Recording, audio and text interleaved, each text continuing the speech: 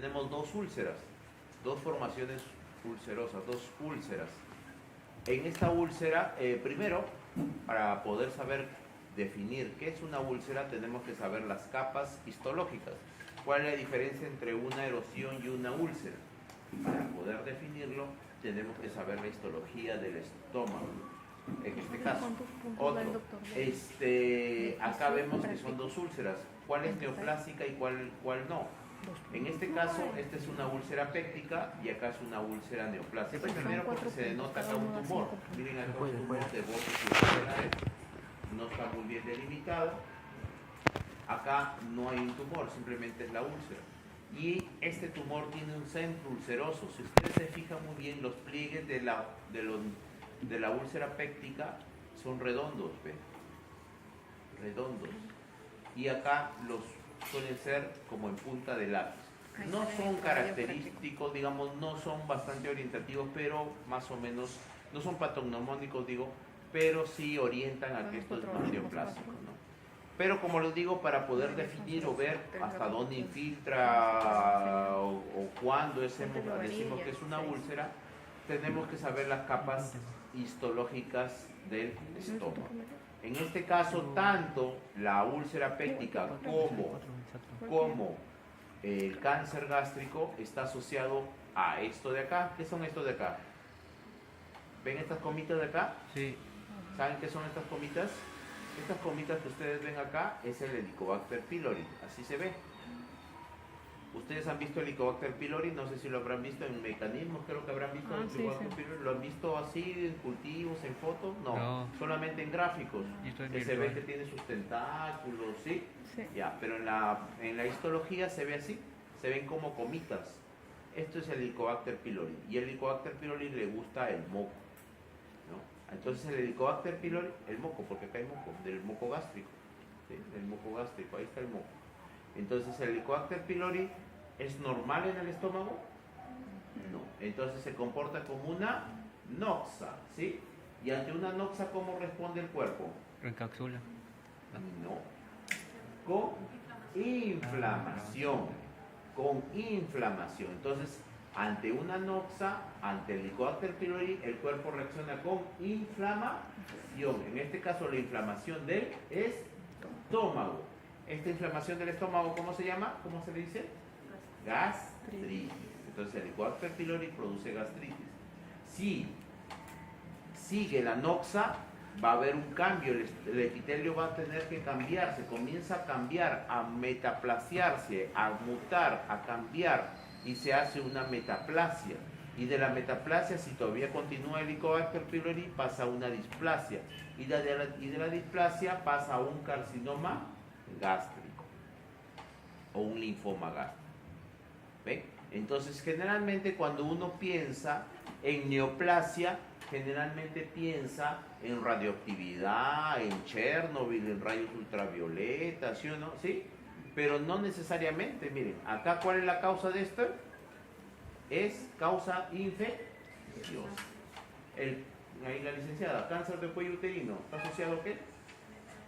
BPH, ¿cierto? Infeccioso.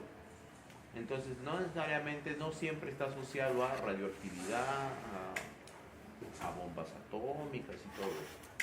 Entonces, este Helicobacter. Entonces, cada vez que ustedes coman ahí en su ceviche, en la tía veneno, cuando piden más ají, más cremas, ahí está, ¿ve? Con el Helicobacter pylori. Ahí está el Helicobacter pylori. Muy bien, entonces hoy día vamos a ver lo que es las características morfológicas generales del tubo digestivo. Sobre todo vamos a ver hoy día esófago y estómago. Primero, por cuestiones de su sílabus solamente vamos a corresponder a hablar de esófago hasta lo que es el ano. Cavidad oral y glándula salival no está, no sé si lo habrán visto en histología 1, no lo sé. Pero acá solamente me piden de esófago a recto, canal anal.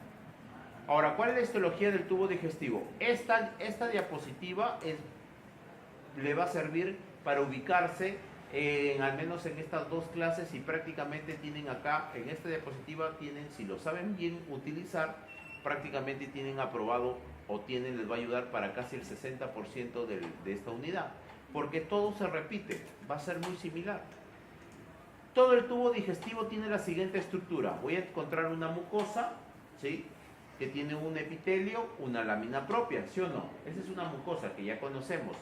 Pero, ¿cuál es la diferencia con las otras mucosas que hemos visto? Que en el tubo digestivo la mucosa tiene una muscular de la mucosa. Tiene una muscular de la mucosa. En las mucosas que hemos visto, en la mucosa del uréter, de la vejiga, de la uretra, en la mucosa del bronquio, del bronquiolo, de la laringe, nunca hemos visto muscular de la mucosa. Acá sí, muscular de la mucosa, ¿ya? Debajo de la mucosa, ¿qué capa será? Debajo de la mucosa, submucosa. Submucosa. Y en la submucosa, ¿qué vamos a encontrar? Vamos a encontrar el plexo submucoso de Meister. Todo, ojo, todo esto se repite en todo el tubo digestivo. O sea, plexo submucoso de Meister, ¿voy a encontrar en el colon? Sí. ¿En el intestino delgado? Sí. ¿En el yeyuno? También. ¿En el ilio? También. ¿En el duodeno? También. Se repite.